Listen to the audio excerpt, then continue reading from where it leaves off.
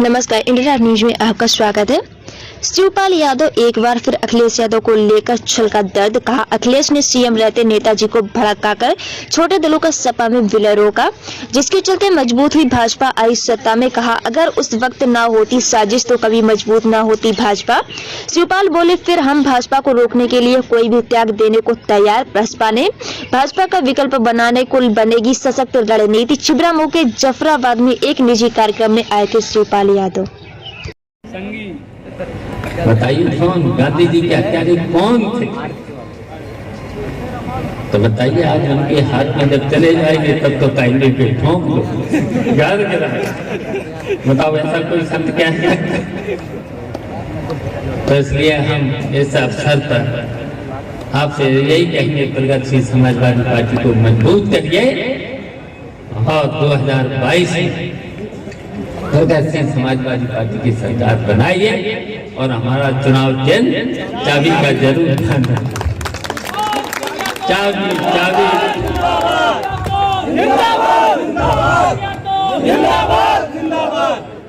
इसलिए चाबी का बटन दबा करके प्रगतिशील समाजवादी पार्टी को जिताइए और फिर बिना प्रगतिशील समाजवादी पार्टी के अपनी बात 2022 में किसी की सरकार नहीं बनेगी।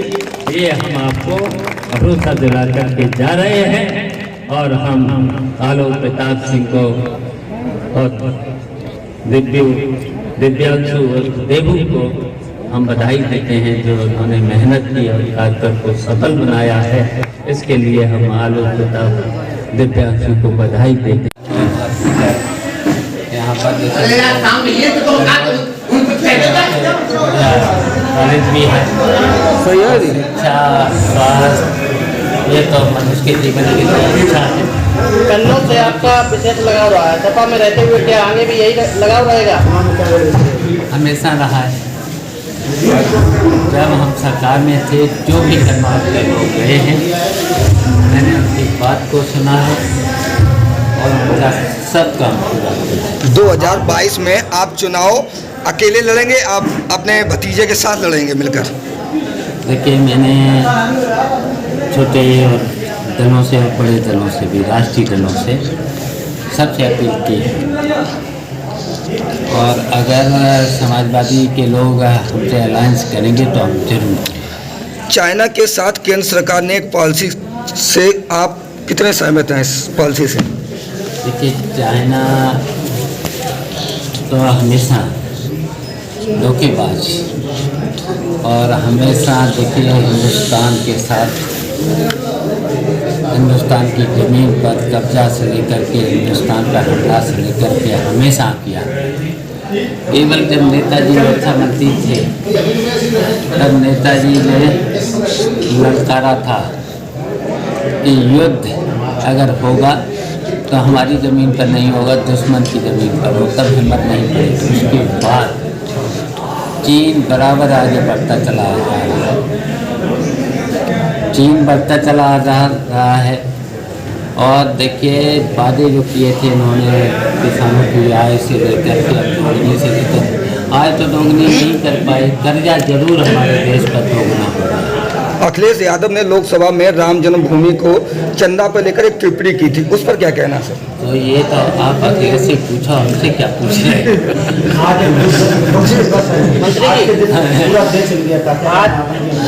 आज के एक दुख दिवस है, आज के दिन पूरा देश हिल गया।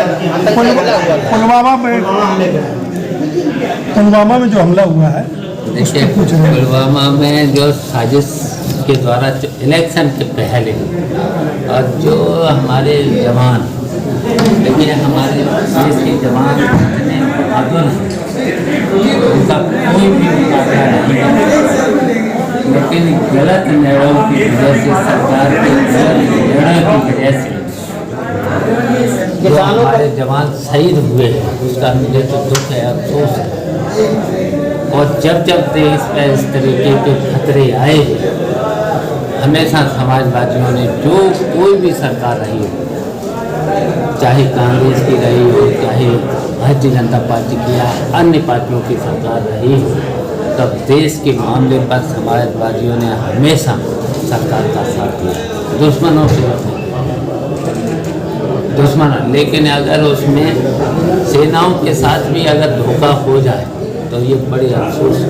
आपकी पार्टी की तरफ से सड़कों पर किसी तरह का कोई प्रदर्शन देखने को नहीं मिलता है। हमारे आपकी पार्टी को सभी सही दिख रहा है, यूपी में जो हो रहा है। अब हमारी पार्टी ने तो इतने प्रदर्शन किए हैं, अगर अपनी जब फेसबुक देख लेना, हमारे लोग तो हर रोज, और फिर हमारे लोग तो रोज गांव पाँव चलो गांव की रोज दरवाजे जा रहे हैं। कोई समस्या तो नहीं है।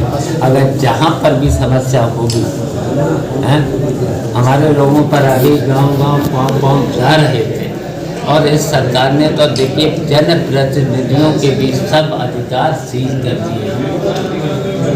इसकी वजह से लोकतंत्र को खतरा पैदा हुआ है। जनप्रतिनिधि विधायकों के पूरे अधिकार हैं। प्रधानों का क्या हाल था, विधायकों का सम्मान नहीं। इस सरकार ने प्रधानों का सम्मान नहीं, चुने हुए लोग हैं जनता के, विधायकों चुना हुआ है, जिला पंचायत सदस्य से लेकर के सम्मान नहीं। यहाँ तक कि विधानसभा में, जिस विधानसभा में 200 लोग धरना में बैठ जाएं, तो बताइए लोकतंत्र। किसानों का मुद्दा क्या आने वाले समय में भाजपा सरकार शामिल होगा?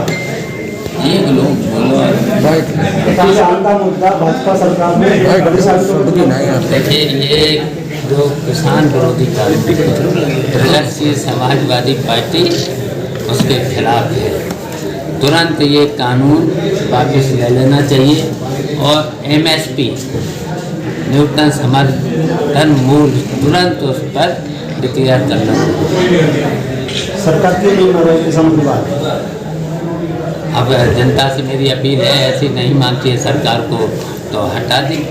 जिस प्रकार से भाजपा की राजनीति ताकत बढ़ रही है, क्या लग रहा है कि 2022 में अखिलेश यादव को अकेले चुनाव लड़ना चाहिए, या जिसमें भी विपक्ष को लोग में एकजुट होकर बोला गया है? ये आपको किसने लिखवाया? जनता पार्टी को हटाने के लिए सभी समाजवादियों को एक हो जाना चाहिए। मैंने अपील की है, मैंने अखिलेश से भी अपील की है। जब देखिए मैंने पार्टी जब नहीं बनाई थी तब आपको पता है मैंने पूरा प्रयास किया था भारतीय जनता पार्टी को तब। और फिर इससे पहले जब अखिलेश मुख्यमंत्री थे, प्रदेश अध्यक्ष थे, तब लोकसभा में 5 सीटें आई थी और पूरे देश में समाजवादियों हारे थे।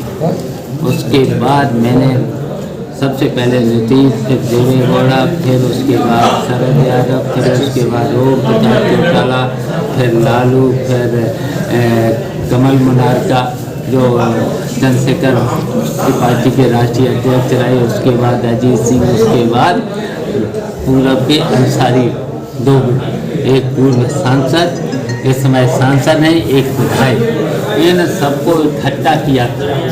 और जब इकट्ठा किया था तो इसमें साजिश